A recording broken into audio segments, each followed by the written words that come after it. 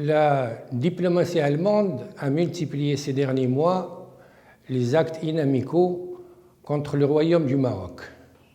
Action au niveau du Conseil de sécurité, dossier libyen, publication de rapports à la pertinence douteuse sur le Maghreb et le Maroc essentiellement.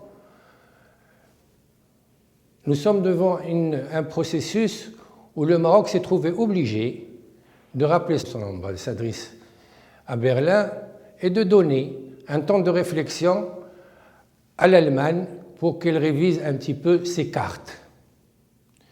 Il faut dire que la diplomatie allemande peine à imposer une image de sérieux et d'efficacité au niveau mondial. C'est dû au fruit d'une histoire. Une histoire que nous pouvons brièvement compartimenter en deux phases. La première va de 1945 à 1990, qu'on a appelée la phase de l'oubli de puissance. Les puissances occupantes, ou ceux qui ont gagné la Deuxième Guerre, ont invité l'Allemagne à oublier ses tentations. Elle l'a fait, elle a rejoint le camp occidental, elle a participé à la construction de l'Europe, elle a délégué sa sécurité à l'OTAN et s'est concentrée sur la construction ou la reconstruction de son économie avec beaucoup de succès. La deuxième phase, qui va de 1990 à nos jours, peut taxer d'une nouvelle diplomatie, parce que les puissances qui ont aidé l'Allemagne à phagocyter l'Allemagne de l'Est ont invité celle-ci à avoir une présence plus active. Elle a acquiescé, mais elle a toujours gardé à l'esprit la nécessité de privilégier son économie. Cette deuxième phase peut être appelée pour l'Allemagne de diplomatie marchande ou diplomatie des chambres de commerce. Ce qui intéresse le plus l'Allemagne, c'est de vendre. C'est la quatrième puissance économique mondiale, c'est le troisième exportateur au monde de produits industriels.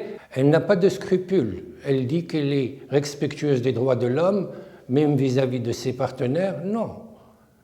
C'est une économie qui vend aux pays qui ne sont pas respectueux de ces droits de l'homme. Le cas de la Chine est là pour le confirmer. De la Russie, ce sont des partenaires importants de l'Allemagne. Cette diplomatie marchande, elle l'a utilisée dans sa logique et dans son paradigme, aussi dans son approche du Maghreb. Déjà à la fin des années 90, l'ambassadeur de l'Allemagne au Maroc avait invité les pays du Maghreb à s'unir et à constituer un marché de taille critique susceptible de permettre aux entreprises allemandes de venir investir au Maghreb, ignorant par là qu'il y avait des difficultés historiques, qu'il y a une situation géostratégique critique et qu'il fallait peut-être aborder les choses de manière un peu plus sereine que de dire « il faut vous réunifier ». Devant l'impossibilité de voir un Maghreb réunifié, l'Allemagne, qui est très très maladroite au niveau des relations bilatérales, rappelons-le, elle préfère toujours le multilatéral, elle a préféré parier sur l'Algérie. Pourquoi? Parce qu'elle a considéré que l'Algérie avait des capacités financières importantes et qu'elle pouvait être le leader du Maghreb.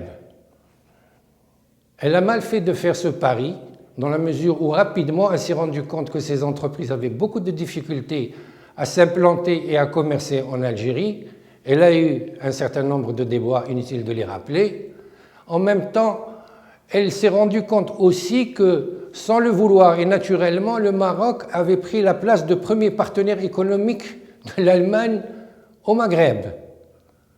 C'était la surprise, parce que le Maroc, dans son développement, dans sa dynamique, a su attirer d'autres investisseurs, a su construire des secteurs industriels performants, notamment dans l'automobile, l'aéronautique, le textile. Surprise, l'Allemagne devait revoir ses cartes au Maghreb. Comme à l'accoutumée et n'ayant pas une tradition diplomatique importante, parce que toujours mue par des considérations commerciales, elle a voulu revoir ses cartes avec le Maroc. Mais posons aussi la question, est-ce que l'Allemagne a besoin du Maroc ou le Maroc a besoin de l'Allemagne? Je dirais, pour être toujours dans l'objectivité, il y a nécessité de travailler ensemble. Mais l'Allemagne a plus besoin du Maroc, pour 3 raisons essentielles. L'Allemagne s'est engagée dans une politique d'économie verte, d'énergie renouvelable. L'actuel gouvernement qui a été investi hier souhaite se débarrasser du charbon après s'être débarrassé du nucléaire. Il a besoin de soleil, il dispose d'éolien, mais il a besoin du soleil. La position ou le positionnement du Maroc est le meilleur pour amener cette énergie en Allemagne. Ils sont conscients de cela. Rappelons une chose, que la ville la plus ensoleillée de l'Allemagne a des heures de soleil qui sont de moitié de celles de Tanger, pour vous donner une idée de la différence. Ils ont aussi un échéancier à respecter, 2030. La coopération avec le Maroc s'impose dans ce domaine. C'est celui de l'Afrique. L'Allemagne n'a pas, historiquement, eu l'envie, après la Deuxième Guerre mondiale, de constituer véritablement des forces armées significatives. Elle n'a pas la possibilité d'intervenir à l'extérieur seule pour protéger ses investissements. Elle a besoin de relais. Si elle veut mener une politique africaine dans le futur, ces relais sont indiqués.